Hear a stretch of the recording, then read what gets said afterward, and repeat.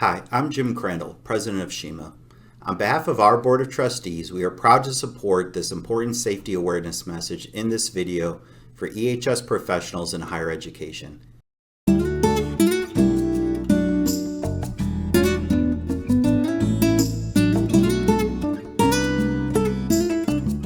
Greetings, Dr. Robert Nobles here, Vice President for Research Administration at Emory University, and I'm here with my colleague.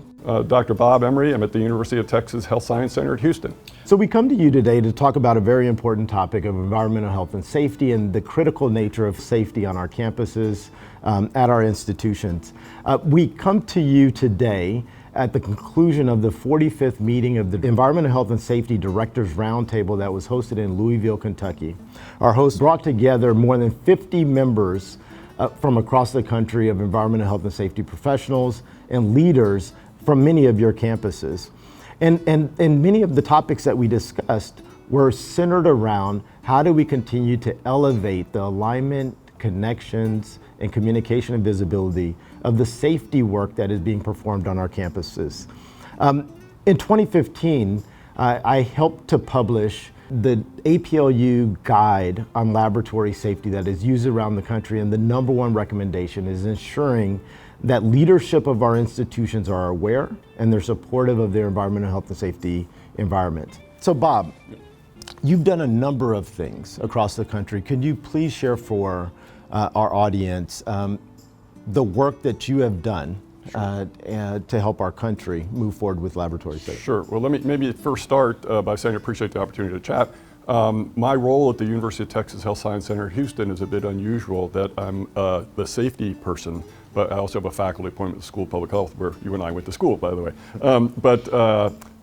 But in addition to that, the EHS profession is a very freely sharing profession across the country.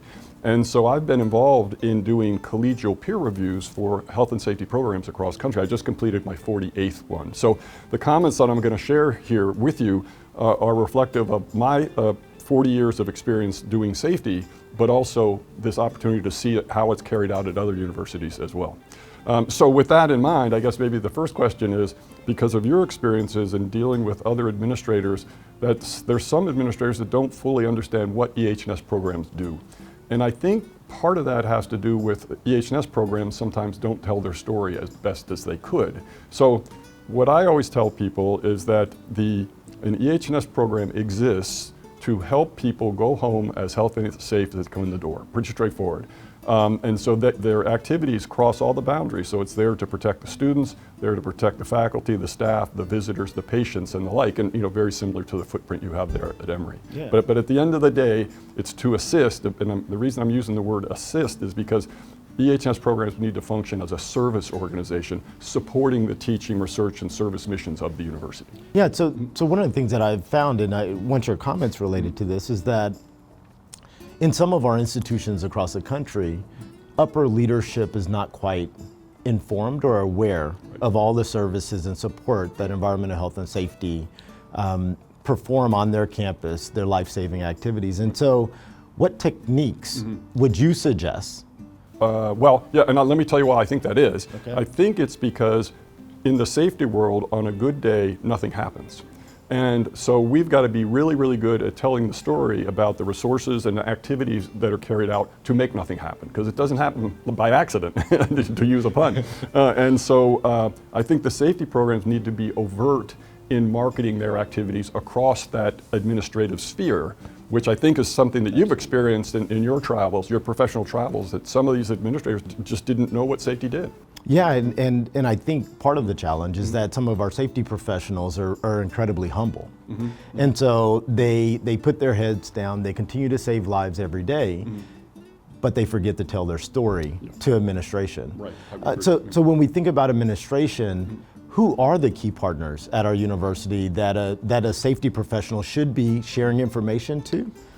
Right, well, I would argue you should be sharing it with as many people as you can, but there's certain key groups, so maybe the research administration group, the facilities group, the police group, compliance, some of those are ones you should have a very tight relationship with, but then also should be out there we go out of our way to meet with student organizations, to meet with faculty senate. I'm sure you do these sorts of things as well. But so we really have to be on an aggressive marketing tour all the time to tell that story. Yeah, absolutely. And upper leadership needs to continue to know the value of the work that's being performed. Well, and that's, I figured was going to be the next question is what is the value proposition? What is the value Yeah, proposition? and so a good health and safety program will certainly, number one, protect the health and safety of all the constituents on campus, but in addition, it maintains compliance, because if out of compliance, that can result in fines. It can also result in lower insurance rates for workers' comp and property insurance, and it also protects the reputational image of the institution as well. So there's a lot of value in there. Sometimes the story just isn't told as best as it could be. Yeah, and I think in addition to the value that you identified, for our R1 and R2 institutions and aspiring institutions doing research activity, the integrated work with our faculty is absolutely critical. Yes. The support that faculty need to reduce the burdens to carry out their research, the research mission of the university, is something that needs, that our administrators and the safety professionals could be key at performing those activities and having those relationships. Right. The EHS program needs to be overt in marketing themselves as a service organization, not a compliance organization. As a matter of fact, that term compliance, if you look it up in the dictionary, the definition says to force to adhere to the wishes of others. And I can't think of a more toxic term to use in academia than that one, right? That's very true. So we try to minimize the use of that card. So how would administration and our faculty, staff, and students know when we're doing a good job?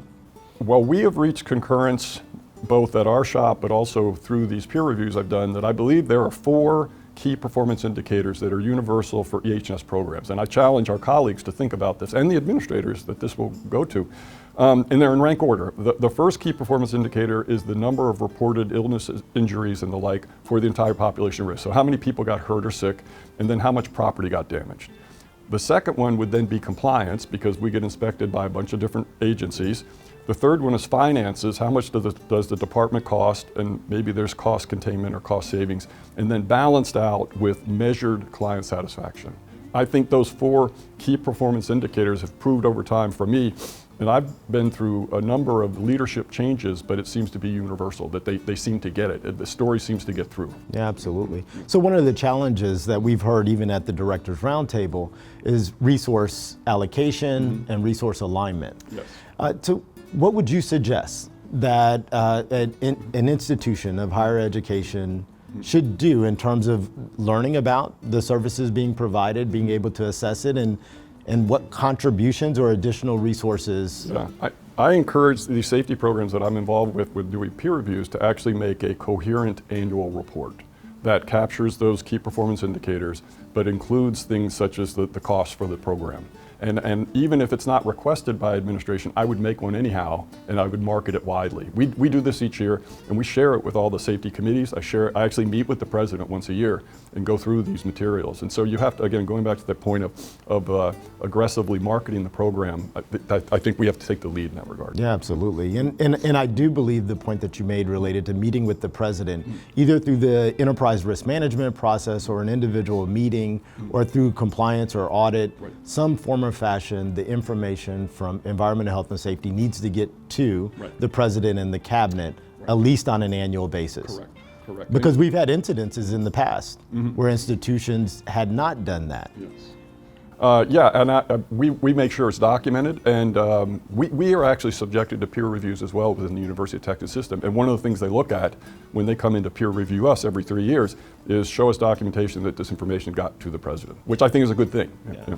And I think for grant compliance and other requirements of sponsored research activities, there's an expectation that individuals performing the activities will be trained, they will continue to carry out their activities in a safe environment, and they will perform their experiments in a safe way. Right. And so those are obligations that we sign off on whenever we take external sponsorship. Well, and going back to the term that I don't like to use, which is compliance, there are times when a faculty member is busy or some problem occurs, and sometimes we have to take a time out or pause operations for a second and say, hold on, let's see if we can get this recalibrated. And so I normally go meet with the people in person, And I always tell them the same story, that not a single dollar is given to this institution without a set of explicit and implicit expectations. And explicitly, that money might have been given to educate students, it might have been given to do breast cancer research or whatever, explicitly, but implicitly, that money, you're supposed to do it, use it wisely, you're supposed to do it compliantly, you're supposed to do it safely and ethically and the like. Our job is just to help you meet those expectations so that you can do the important work you do. And normally when I give them that pitch, they kind of understand what's going on, and then we can work together to solve the problem and then move on. Yeah, absolutely. So one final question before we wrap up. You typically are seen as someone that not predicts the future, but knows what's coming down the pipe. Right.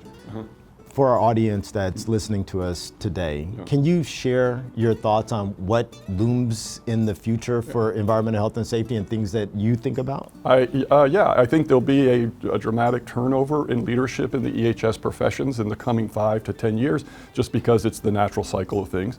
The bad news there is that you're going to have a lot of intellectual memory that's lost, but the good news is you get the younger population coming in, they're very technologically savvy, so that I think that'll be powerful. I think another thing that may loom in the future is the possibility of accreditation of EH&S programs, very similar to the way accreditation for animal care facilities and for human research protections and even campus police. So I don't know what's going to spur that, but I just get a sense that universities embrace accreditation because it gives that independent level of quality assurance by other practicing professionals in that field. So I see that looming ahead as well. Yeah, absolutely. And I look forward to that day because we need assurances at the institution that our faculty, staff, and students are being taken care of. Yep. They come into our environments safe and healthy, and they leave safe and healthy. So as we conclude this video for you today, let me just say that environmental health and safety professionals are the unsung heroes of our campus. They work tirelessly and selflessly to ensure that each individual that comes to our campus, including our visitors, are provided safe infrastructures for the activities for which that we continue to govern. My plea to you is please continue to support environmental health and safety. If you do not know who your environmental health and safety professionals are and the leaders are, please have a meeting with them, open up the doors, because they are truly keeping our institutions safe and moving forward.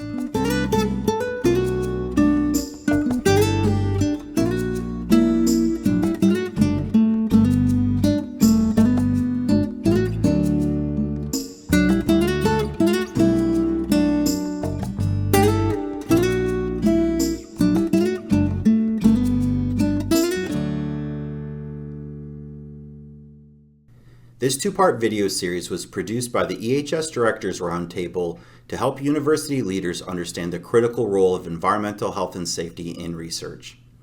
As mentioned in the video, CHEMA is committed to supporting environmental health and safety professionals in higher education to convey the value of environmental health and safety at colleges and universities. CHEMA provides advocacy, professional development opportunities, and networking through our communities of practice, webinars, and conferences. Thank you.